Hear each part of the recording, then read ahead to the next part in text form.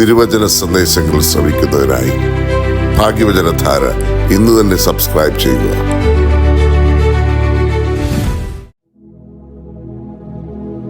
ത്രിയേക ദൈവത്തിന് സ്തുതി. ഭാഗ്യവചനധാരയിലേക്ക് ഏവർക്കും സ്വാഗതം. പരിശുദ്ധ കന്യാമറിയാമിനെ കുറിച്ചുള്ള ചിന്തകൾ നിറഞ്ഞു നിൽക്കുന്ന ദിവസങ്ങളിലൂടെയാണല്ലോ നാം സഞ്ചരിച്ചുകൊണ്ടിരിക്കുന്നത്. പിതാക്കന്മാർ കന്യാമറിയാമിനെ ഉപമിക്കുന്ന അതിശ്രേഷ്ഠവും വളരെ മനോഹരവുമായ ഒരു ഉപമാനമാണ് ഹസ്കിയേൽ കണ്ട രഥം.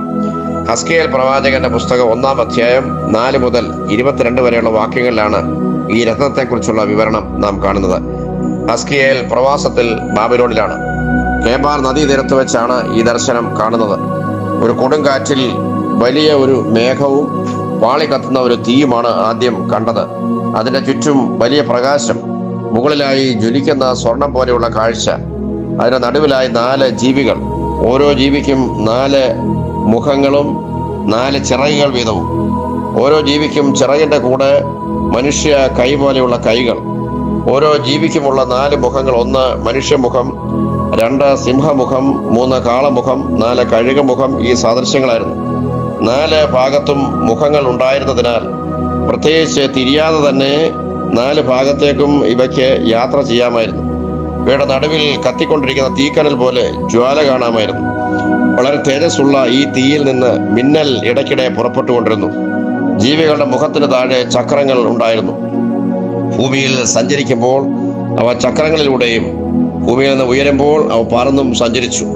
ആധുനിക വിമാനത്തിന്റെ ടെക്നോളജി തന്നെയാണ് ഇവിടെ പ്രവാചകനും അവതരിപ്പിക്കുന്ന ടെക്നോളജി.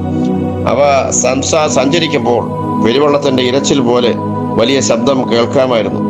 ഈ ജീവികളുടെ തലയ്ക്ക് മീതെ ഒരു വിതാനം, ആ വിതാനത്തിന് മീതെ നീലക്കല്ലിൽ തീർത്ത സിംഹാസനം, ആ സിംഹാസനത്തിൽ മനുഷ്യ സാദൃശ്യമുള്ള ഒരു രൂപം.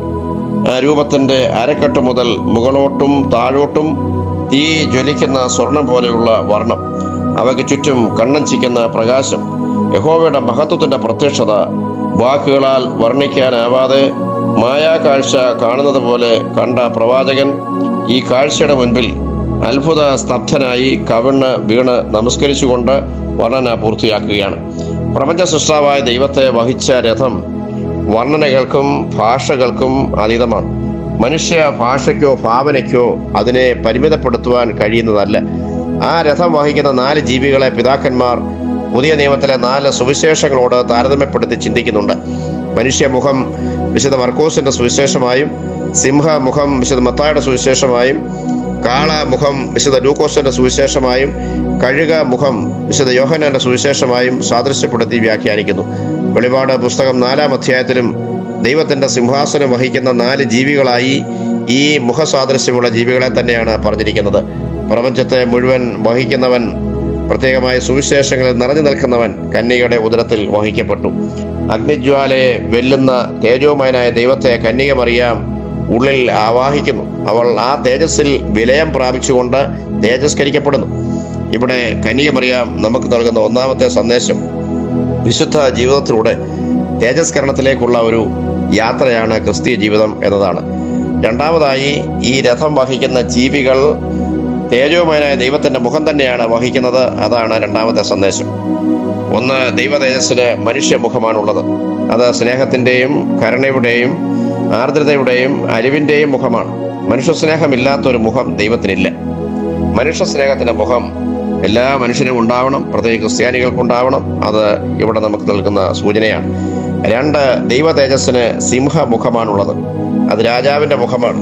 പ്രതിസന്ധികളുടെ മധ്യത്തിൽ സംരക്ഷണത്തിന്റെയും ആപൽ ഘട്ടങ്ങളിൽ കരുത്തിന്റെയും മറ്റേതെല്ലാം വിധത്തിലുള്ള പ്രശ്നങ്ങളും പ്രയാസങ്ങളും വരുമ്പോൾ പരിചയും പലകയും കോട്ടയും അഭയസ്ഥാനവും എല്ലാമായി കൂടെയിരിക്കുന്ന ദൈവത്തിന്റെ ധൈര്യപ്പെടുത്തുന്ന മുഖമാണത്. 3, ദൈവ തേജസ്സിന് കാളയുടെ മുഖമാണുള്ളത്. അത് യാഗത്തിന്റെ മൃഗമാണ്. പാപത്തിൽ വീണുപോയ മനുഷ്യനെ വീണ്ടെടുത്ത് പിതാവുമായി രമ്യതപ്പെടുത്തുന്ന സ്വയം ബലിയായി തീരുന്നവന്റെ മുഖമാണത്. പാപത്തിൽ വീണുപോകുന്ന മനുഷ്യനെ കൈക്ക് പിടിച്ച് ഉയർത്തുവാനുള്ള ഉത്തരവാദിത്വം ഓരോ ക്രിസ്ത്യാനിയെയും ഏൽപ്പിച്ചിട്ടുണ്ട് എന്നത് ഇവിടെ നമുക്ക് നൽകുന്ന സന്ദേശമാണ്. 4, ദൈവ തേജസ്സിന് കഴുക മുഖമാണുള്ളത്.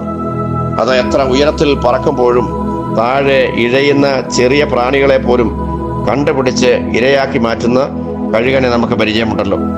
ആ കഴുക മുഖം മനുഷ്യ ഹൃദയത്തിലെ അതീവ രഹസ്യങ്ങളെ പോലും കണ്ടുപിടിച്ച് ശോധന ചെയ്യുന്നവനാണ് ദൈവം എന്ന സൂചന നൽകുന്നു.